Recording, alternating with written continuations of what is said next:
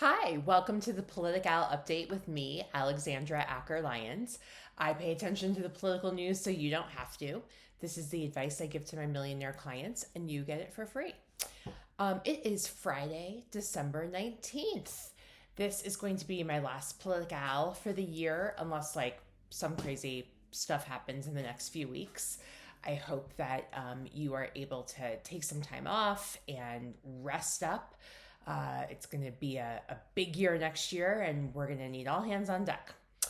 Okay, not a lot of candidate news this week, but we did see, very interestingly, in the House, 4 Republicans sign the discharge petition to extend the ACA healthcare subsidies for an additional 3 years. It is worth noting that all 4 of those Republicans are in extremely competitive districts. Mike Lawler in New York 17, my home congressional district where I grew up.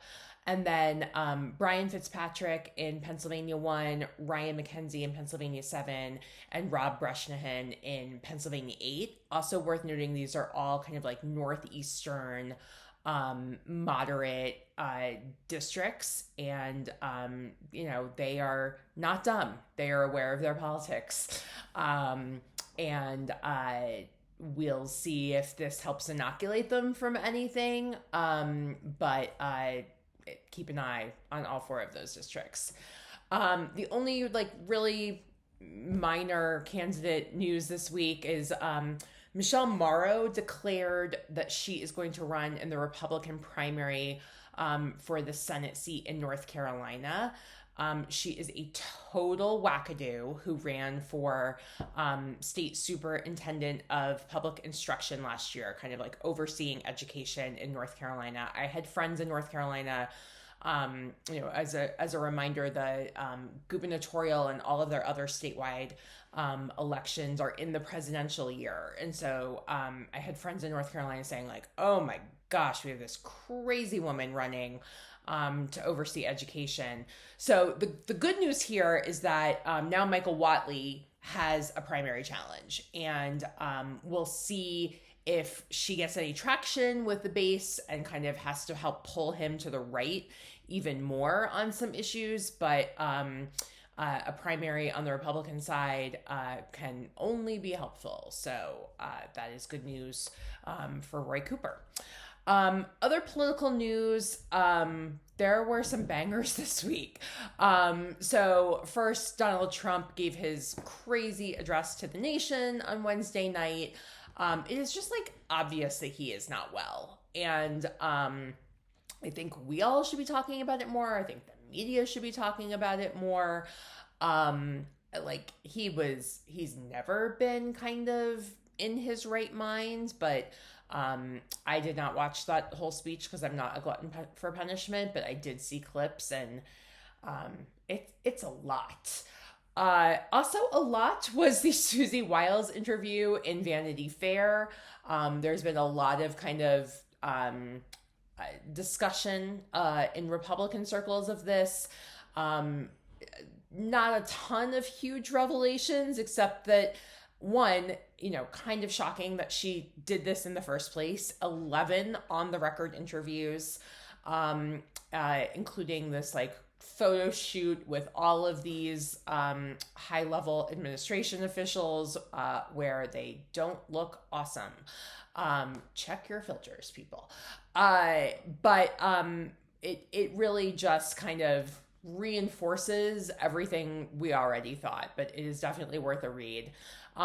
Also a really good read in Wired magazine about influencers, and not surprisingly, the influencers who don't talk about politics a lot break through more when they do make a political statement.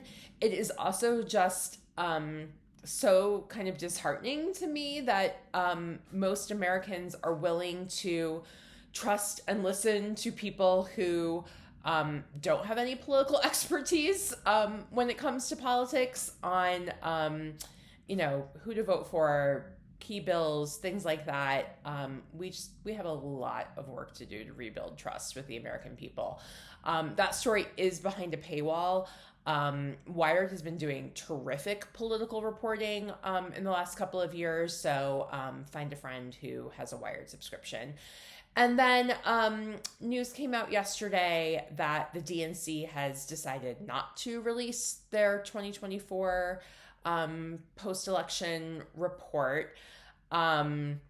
This is a huge mistake. I emailed everyone from Ken Martin to one of my mentors, Paul Rivera, who was helping to write this report, to say that I really disagreed with this decision. I think not taking an honest look back at what happened in this election is a huge mistake. Several organizations have put out great post-election reports, but it's not from the party. It's not as comprehensive.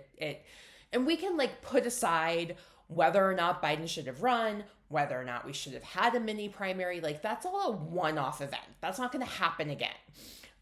But we need to know how money was spent, where, why, what worked.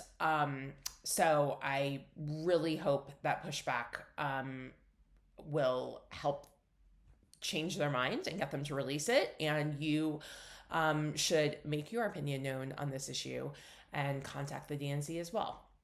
2028 has begun.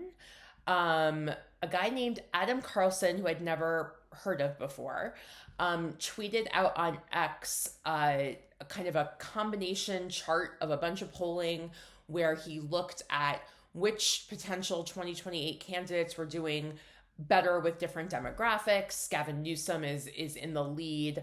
Kamala is number 2, but kind of only really doing well with African-American voters, slightly better with women.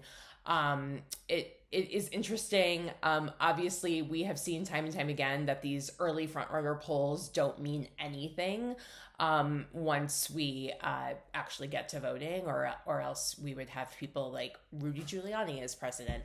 But it's really interesting, and I'll put the link to that tweet in the notes. And then finally, my shout out of the week goes to Rob Reiner and his wife Michelle, and the many, many people around him who helped create absolutely magical movies. I rewatched When Harry Met Sally this week for the 200th time, but I watched it with the commentary on, and it was Rob Reiner, Nora Ephron, and Billy Crystal talking about making the movie. It was really worth watching. I love that movie. I love The Princess Bride.